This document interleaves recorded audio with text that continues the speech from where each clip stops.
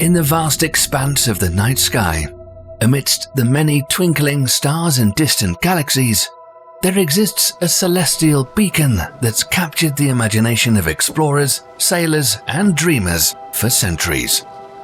This guiding light, steadfast and unwavering, is none other than Polaris, the North Star. But lately, there have been some reports that something strange is happening to our guiding light in the night sky. So, what is all the recent hype about? We'll take a look at what researchers are saying. Get ready to join us on a mesmerizing cosmic journey to the North Star and find out what astronomers are now saying about the strange and unknown things happening to Polaris.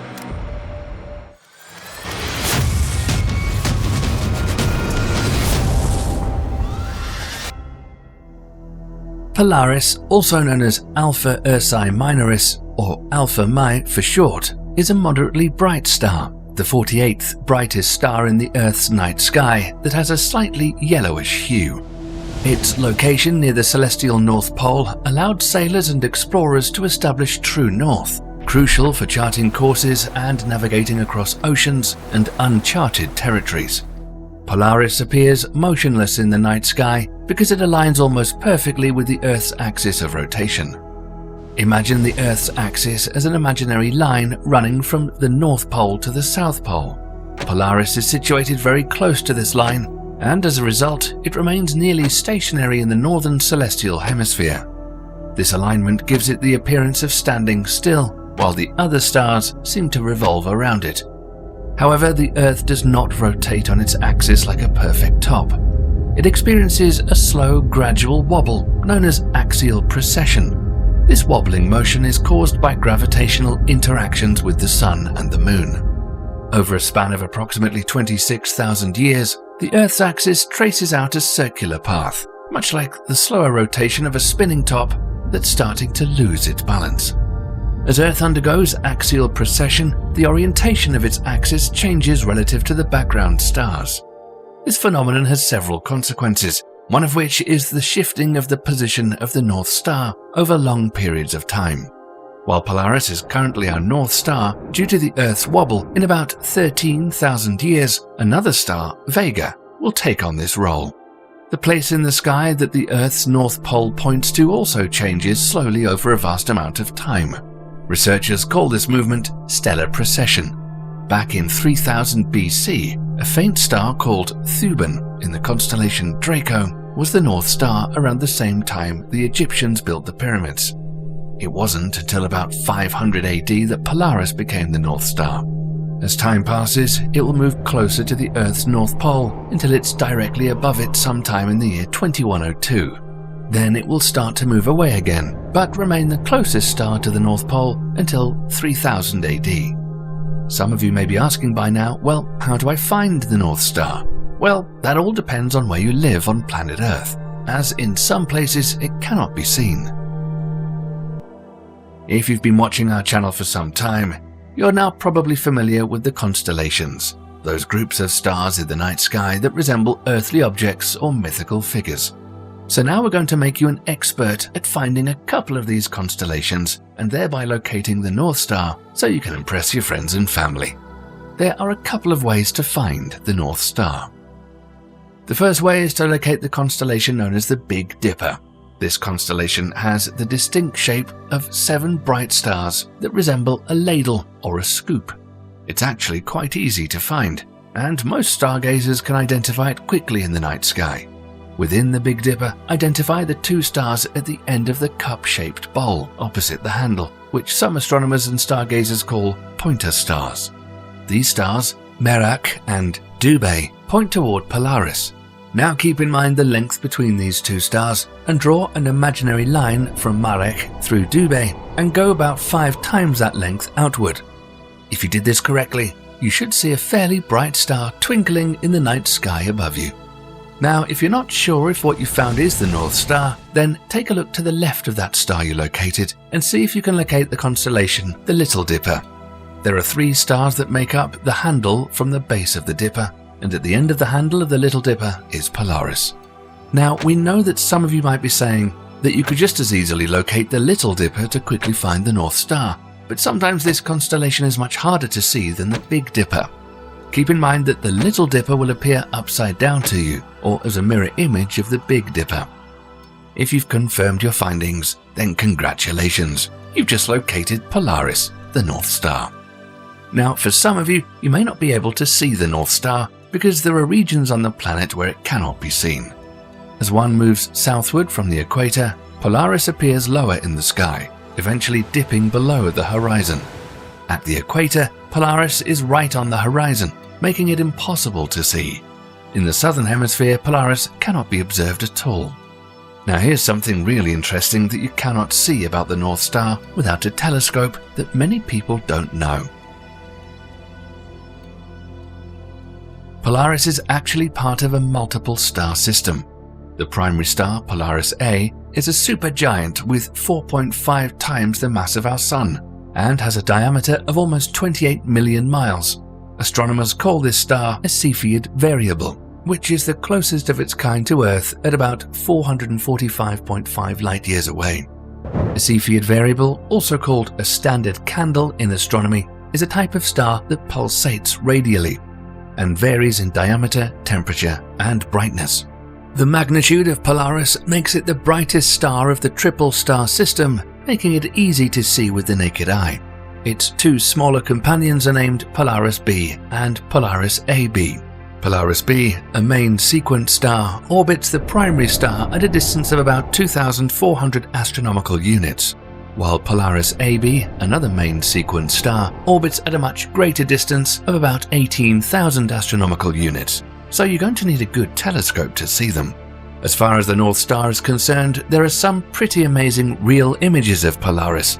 This image was captured by the Chandra X-ray Observatory, NASA's flagship X-ray telescope, and what it imaged was breathtaking.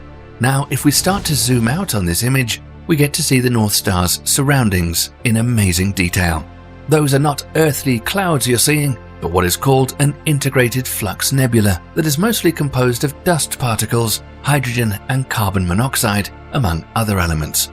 And this image gives us an even clearer look at the nebula that appears to surround Polaris.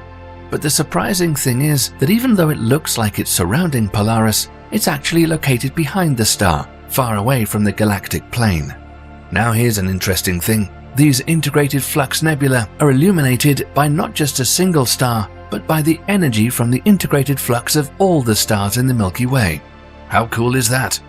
So, now that you have a Destiny Master's degree on Polaris, the North Star, let's see what the big news is that suddenly has a lot of astronomers talking lately. They say that there is something strange going on with the North Star because researchers seem to be having a problem when it comes to measuring just exactly how far away Polaris is from Earth.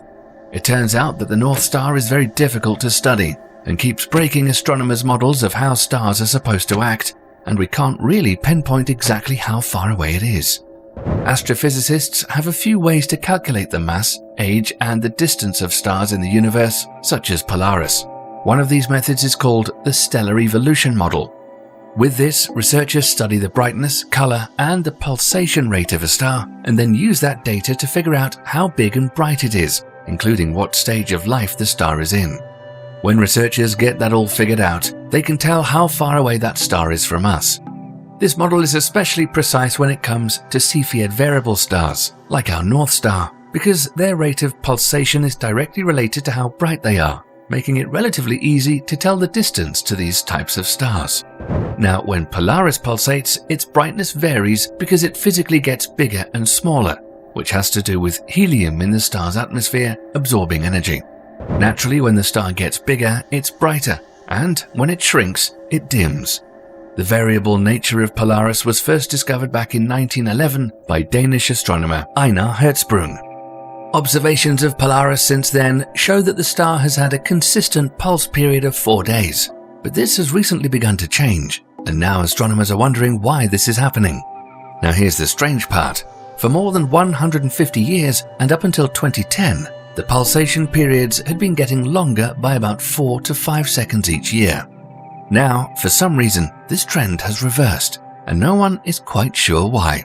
It could be that the orbit of the companion stars is causing the fluctuation, as Polaris b orbits close to the star every 30 years, and may be disturbing the Cepheids' outer layers where the pulsations take place. But scientists have come up with another strange possibility, and think that perhaps Polaris could have once been two stars that slammed together several million years ago. Such a cosmic collision could rejuvenate a star by pulling in the extra material and making it look like it went through some type of fountain of youth. But the problem with this is that binary star collisions, such as the one hypothesized, don't fit stellar evolution models. It's probably an unlikely scenario. However, nothing in the universe is impossible. But there is another interesting thing that was recently discovered about Polaris that could help researchers figure out what's going on with the star. Similar to how planet Earth has a magnetic field that can be detected by a compass, many stars also have a magnetic field. Stellar magnetic fields are produced by the motion of highly charged particles inside of the star, which is known as a convective dynamo. You can see the powerful effect of magnetic fields from our Sun in the form of sunspots and solar flares. But the magnetic field of a Cepheid star has never been detected until recently. In 2022, researchers at Queen's University in Kingston, Canada, discovered that Polaris has a remarkable magnetic field. This could explain the weird pulsations, as a stellar magnetic field exerts forces on charged particles in the star's atmosphere and would impact how the star evolves and changes over time.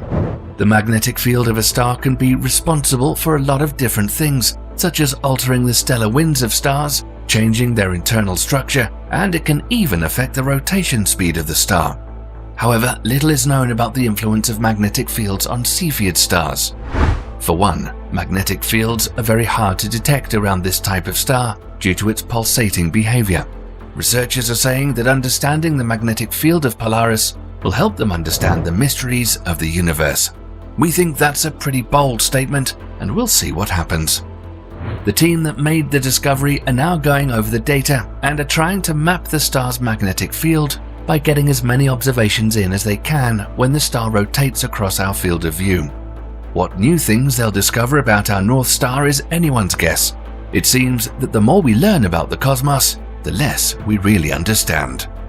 With that said, make sure to stay tuned here, so that when new and amazing things are discovered in our universe, you'll be the first to know about it. And if you liked the video, be sure to say thank you by giving us a thumbs up. It really helps us so we can continue to create more great content for you. We want to thank all our viewers for staying with us and watching until the end. And until next time, keep your eyes to the stars.